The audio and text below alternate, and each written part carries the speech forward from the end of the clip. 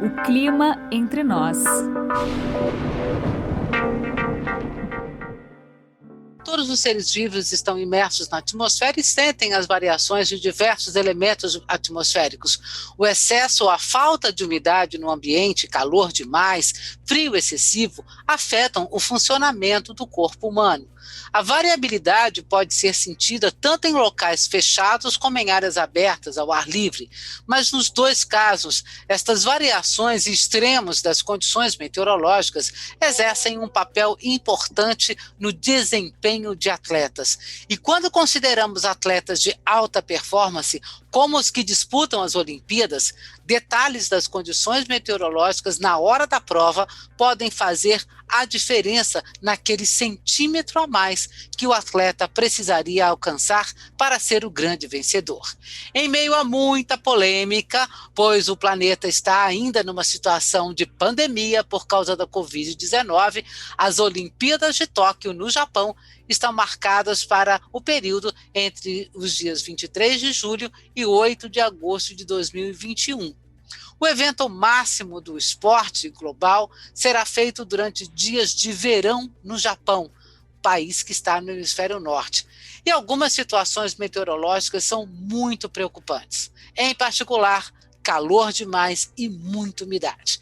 Para entender as relações da variabilidade da temperatura, da umidade, do vento no corpo humano, o podcast O Clima Entre Nós conversa agora com o professor Fábio Gonçalves. Ele é biólogo e meteorologista de formação, professor e pesquisador da área de biometeorologia no Departamento de Ciências Atmosféricas da USP. Professor Fábio Gonçalves, seja muito bem-vindo ao podcast O Clima Entre Nós. Muito obrigado novamente pela sua disponibilidade.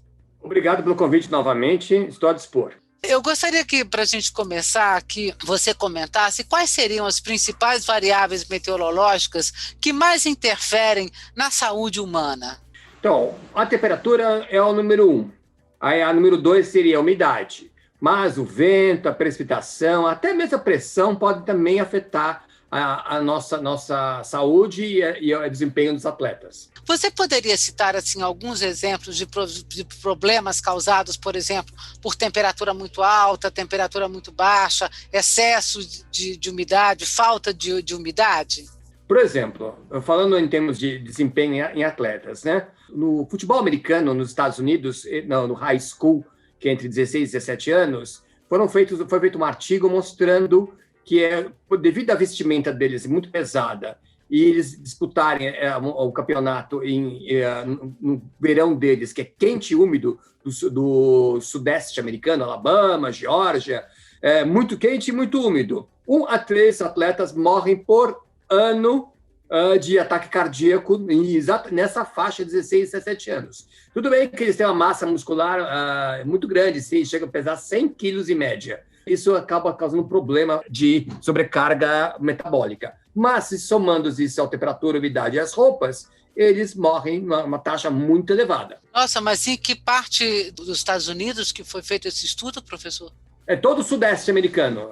Texas, Alabama, Geórgia, Flórida. Bastante úmido e quentes lá, né? Normalmente, né? Exatamente, isso. Para morrer 1 a 3 pessoas, numa população pequena, são alguns poucos milhares que disputam, que estão vivendo neste clima. E mesmo assim, é uma taxa de mortalidade altíssima para jovens, né? Sem dúvida, extremamente alta, imagina. Nossa, que dado impressionante, né? Ô, Fábio, eu queria que você falasse um pouquinho, assim, o que é a sensação térmica e o que influencia a sensação de calor e de frio, que você falasse sobre esses índices de conforto térmico. Bem, os índices de conforto térmico existem há mais de um século.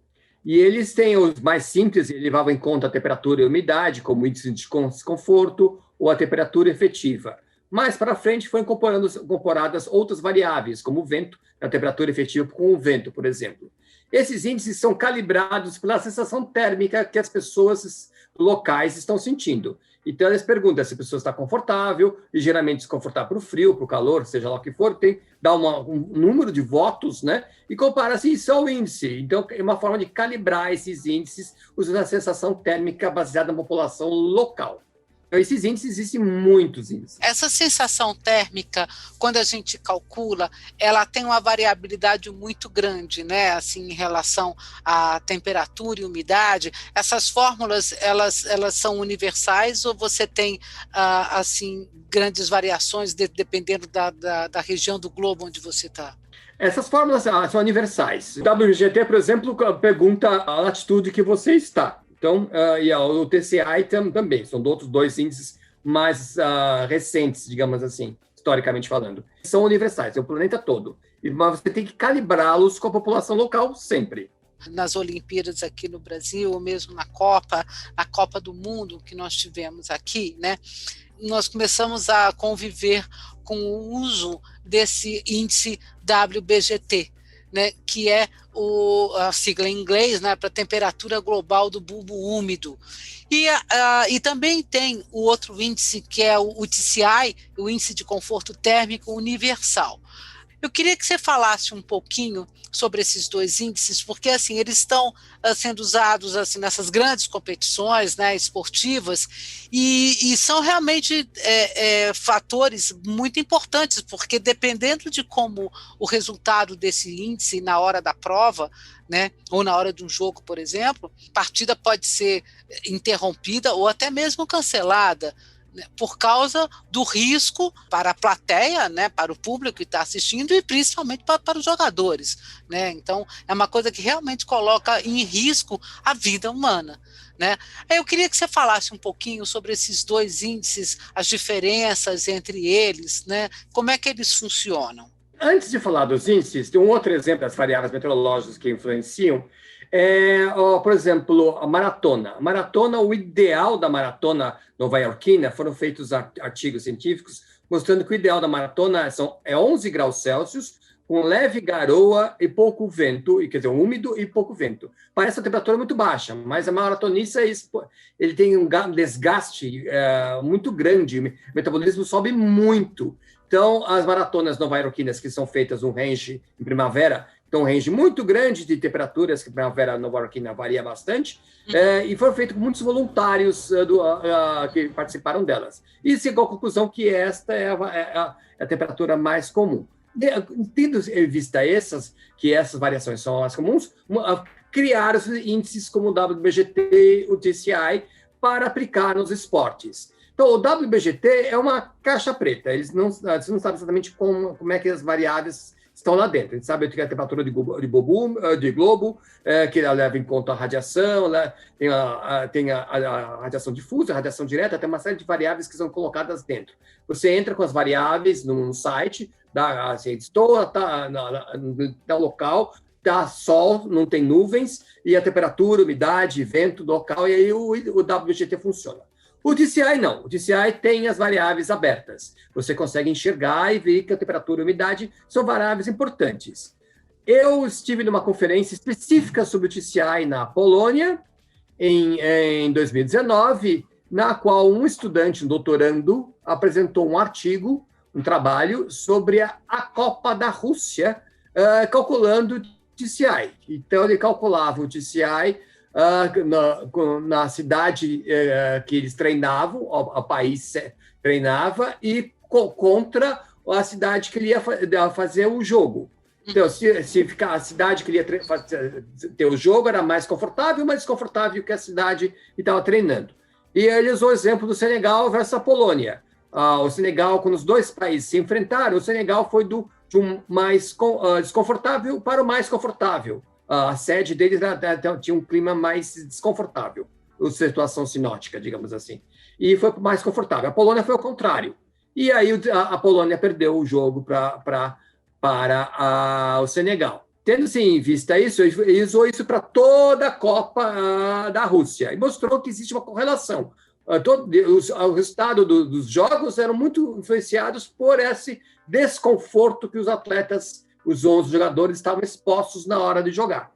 E aí, como eu era brasileiro, eu perguntei para ele sobre o 7-1 no Brasil, se o fato da nossa Teresópolis aqui, quando eles treinavam sendo fria e úmida, e foram jogar em Belo Horizonte, enquanto os alemães estavam treinando no Belo Horizonte mais quente, mais seco, Bem, e os alemães estavam treinando no sul da Bahia, que era mais quente ainda e mais úmido. Eles passaram de um desconfortável para a umidade para um mais confortável. O Brasil estava no quanto mais frio, lembre-se da maratona que eu falei. Quanto mais frio, melhor desempenho. E foram do frio para o quente. E aí, então, eles foram para o desconfortável. Foram do confortável para o desconfortável. Os alemães foram do menos confortável para o confortável. O resultado, 7-1. Olha, Fábio, não sei se foi só o índice, a mudança, né, de padrão de conforto que determinou, claro que não, né? Mas, de qualquer forma, é uma situação bastante interessante, e ainda mais se a gente pensar países como a Rússia e países como o Brasil, que têm uma extensão continental, né? Então você tem variações, diferenças climáticas muito grandes no mesmo dia, em poucos dias. Ou seja, eu lembro que durante a Copa aqui no Brasil, jogadores saíam de Manaus, né, com seus 32 graus e 80% de umidade, e iam parar em Porto Alegre com 10 graus e 90% de umidade, sabe? E isso, considerando que em eventos como esse, como a Copa do Mundo, que você tem que, com esses deslocamentos muito grandes, como foram na Rússia e também no Brasil, o atleta de alta performance, e aí faz muita diferença, né? Quer dizer, ele não tem um tempo adequado para aclimatação, né? Eu acho que isso deve fazer muita diferença, né? Sim, faz muita diferença. Aliás, nossos dirigentes da CBF, inclusive, mandam nossos atletas jogarem em altitude, que tem a pressão é diferente, a temperatura é diferente, a umidade é diferente, e direto, sai do aeroporto e vai jogar. Óbvio que tem um desempenho pior, não tenha dúvida. Você tem que ficar pelo menos uns 3, 4 dias para aclimatar no local, porque a altitude tem um estresse muito grande. A pressão em Quito, La Paz, o Bogotá, são cidades muito elevadas, a pressão atmosférica é muito mais baixa e muito mais secos, muito mais frios, né? E isso tudo afeta o desempenho, a gente vê na cara deles, que parece que os jogadores estão se arrastando em campo. No caso do Japão, nós não vamos ter muito esse problema porque vai ficar tudo concentrado praticamente em Tóquio mesmo, né? Exceto a maratona, Fábio. A maratona, aliás, as maratonas, né? Que tem feminina, masculina e tal, né? Mas as maratonas já está decidido que elas não serão feitas em Tóquio. Porque acho que a maior preocupação da organização das Olimpíadas deste ano é justamente em relação às condições meteorológicas, é o excesso de calor e de umidade que são normalmente encontrados nesta época do ano na região de Tóquio, aliás, no Japão de forma geral, né? É verão e esse ar quente e úmido é o padrão do Japão, né? Então, assim, isso certamente terá um reflexo muito grande, não só no desempenho dos atletas, mas na população de forma geral, algum público que possa ter, né? Mas as maratonas já está decidido que elas serão feitas na ilha de Hokkaido, que é a ilha mais ao norte do Japão, onde as temperaturas são mais agradáveis, digamos assim, o calor é menor.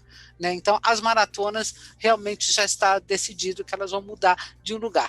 Agora, falando um pouquinho então aí das condições do Japão, Fábio, como é que você analisaria essa situação lá? É calor e umidade em excessos, né? Então, o calor e a umidade são bastante prejudiciais aos atletas em geral. E não só nós, né? Outros esportes, por exemplo, como hipismo, os cavalos também sofrem muito. Os cavalos, nós somos os melhores suadores do reino animal, mas os cavalos também são bons suadores. Já teve casos na Austrália, quando estava quente e úmido, o cavalo teve um ataque cardíaco durante a corrida, porque o metabolismo sobe muito e tal, no máximo desempenho. E aí gera uma hipertermia já pela atividade esportiva, o mesmo para o atleta também, isso vale para os dois mamíferos, né? E aí sobrecarregou, eles morreram durante a prova. Isso, além de um prejuízo de milhões, porque o cavalo vale muito, o jockey foi lançado para longe. É proibido. Tem um WBGT para cavalos e ele é proibido se disputar torneios quando a temperatura e a umidade estão elevadas. No calor seco, na Austrália também, nos grandes slams da Austrália, quando está muito quente, acima de 40 graus, mesmo com umidade baixa, os atletas podem suar tanto que pode dar até infecção, as glândulas sudoríparas podem ser infeccionadas, dando uma doença chamada miliária rubra, que após 3, 4, 5 horas jogando lá, fica tão tempo suado, e o suado, apesar de ser mais seco, está sendo evaporado, e a pele fica suando demais, e isso vira abertura para infecções, e o atleta pode ficar com infecção, mesmo sendo atleta. Teve casos aí de competições de tênis na Austrália, o aberto da Austrália, que atletas desmaiaram, né, justamente por causa de excesso de calor mesmo. Excesso, né? de calor. Então, isso realmente eu acho que vai ser um problema e certamente vai afetar. Assim, essa condição meteorológica certamente vai assim, afetar desempenho dos atletas, né? E talvez a gente não tenha, não sei lá, índices tão sensacionais, né? Justamente por causa dessa condição meteorológica. Isso é possível? Sim, os recordes provavelmente não serão poucos recordes quebrados. Com certeza não serão muitos, porque a temperatura e a umidade em Tóquio realmente são muito elevadas, né? E aí, mesmo que tenha atletas que tenham treinado em climas quentes e úmidos, que não todos acontece isso, né? O que dá um diferencial entre os atletas, mesmo eles, essas condições japonesas são realmente muito difíceis, e o extremo de calor, você precisa estar muito bem tratado, muito bem alimentado, e o organismo tem que lutar tanto para manter a temperatura interna estável, que acaba afetando o recorde em si, porque são coisas milimétricas, né? E aí o desempenho, com certeza, não serão recordes batidos. Muito poucos serão batidos. Ô, Fábio, em relação a frio, como é que funciona? Eu queria que você falasse um pouco desses efeitos diretos no corpo humano do excesso de frio. Como é que isso funciona? Por exemplo, em Olimpíadas de Inverno, como é que o corpo funciona nisso, hein? Então, a hipertermia, que é o que acontece no extremo de calor, ela é mais letal que a hipotermia. A hipotermia, ela é menos letal. O ser humano está mais adaptado ao calor em geral do que ao frio. Nós não temos pelo, né? Então nós estamos tão bem adaptados ao frio. Mas apesar de ela ser menos letal. O que o organismo faz no frio, no caso da Olimpíada de Inverno, é que uma vasoconstricção, o sangue foge da periferia, você tirita, você bate o queixo, você arrepia. São maneiras que o organismo faz para compensar o frio. Uma outra maneira é você subir esse metabolismo barbaramente. E o que o esporte faz? Então, uma atividade como esqui, que são atividades muito fortes, que te exige do corpo bastante. O metabolismo sobe muito. Então, quando o metabolismo sobe tanto que você sentiria, sua mão não fica gelada, seu nariz não fica gelado, por causa dessa subida intensa do metabolismo. O preço a isso é que você é obrigado a comer pra caramba para compensar essa subida do metabolismo numa temperatura muito baixa. Então, um atleta de inverno tem que comer muito. E nós aqui, quando a gente começa a sentir frio, a gente também tem vontade de comer, mas a gente não tem esse mega desempenho metabólico. Então, o que acaba acontecendo é que os mortais, os réis mortais engordam, não é mesmo? Continuam com o tanquinho e nós engordamos. Pois é. Ô, Fábio, para a gente encerrar, à luz aí de aquecimento global, de mudança climática, né? Como é que a gente pode ver o desempenho aí de atletas, considerando os efeitos de mudança climática no esporte? Como é que você vê isso? Bem, essa é uma coisa de mudança de curto prazo contra uma mudança de médio prazo, né? O limite dos atletas, na atualidade, está na própria biofísica do ser humano. Ele acho que não vai poder melhorar muito mais, porque já melhorou. Não vai, porque depende da nossa capacidade de se mover, de mexer. Então, assim, os 100 metros rasos não vai melhorar muito mais do que os 9 aí do Usain Bolt. A não ser que se o biotipo mude, né? O aquecimento global vai atrapalhar, de certa forma, né? Porque toda vez que se esquenta muito, o desempenho cai. Isso é um fato mesmo que estão para os atletas acostumados com calor e umidade, que é o caso do Usain Bolt, né? Porque Jamaica é quente e úmida. E aí, mesmo assim, como vai aquecer, alguns níveis vão aquecer muito, e provavelmente nessas situações, como o Catar, por exemplo, não dá para ter atividades esportivas durante o auge do verão deles, não vai poder mais. A temperatura pode chegar a 50 graus, e aí como é que você vai ter uma atividade esportiva nessa temperatura? Ou seja, o que a gente está falando é que, se a gente for pensar em mudança climática, em aquecimento, talvez a gente tenha que realmente eliminar alguns esportes de alguns lugares do planeta, né? Porque vai ficar bastante inviável, né? Com risco realmente de você ter mortes, né? Tem que fazer como eles acham, fechar o estádio e botar ar-condicionado. Haja energia, né? E esse aí é um outro problema, né? Quer dizer, você aclimatar tudo isso não é realmente uma coisa muito, muito simples, não, né? Bom, professor Fábio, eu agradeço muitíssimo a sua disponibilidade, as suas explicações, acho que foi tudo muito interessante, né? E vamos ver, então, aí como é que os atletas vão se comportar lá diante do clima quente e úmido de Tóquio, como é que vão funcionar esses índices, né? Tanto o WBGT como o TCI são índices que você pode encontrar aí as fórmulas, né? Você pode calcular isso, está aí pela internet. Aí nós vamos acompanhando, então, dia a dia nas Olimpíadas, como vão ser as condições climáticas lá na região do Japão e como será o desempenho dos atletas. Eu espero que este podcast tenha sido bastante interessante, útil, agradável para você. Eu fico por aqui. Você pode entrar em contato com o Clima Entre Nós através do nosso e-mail, podcast@climatempo.com.br. As suas críticas e sugestões são sempre muito bem-vindas. Eu agradeço a sua escuta e até a próxima.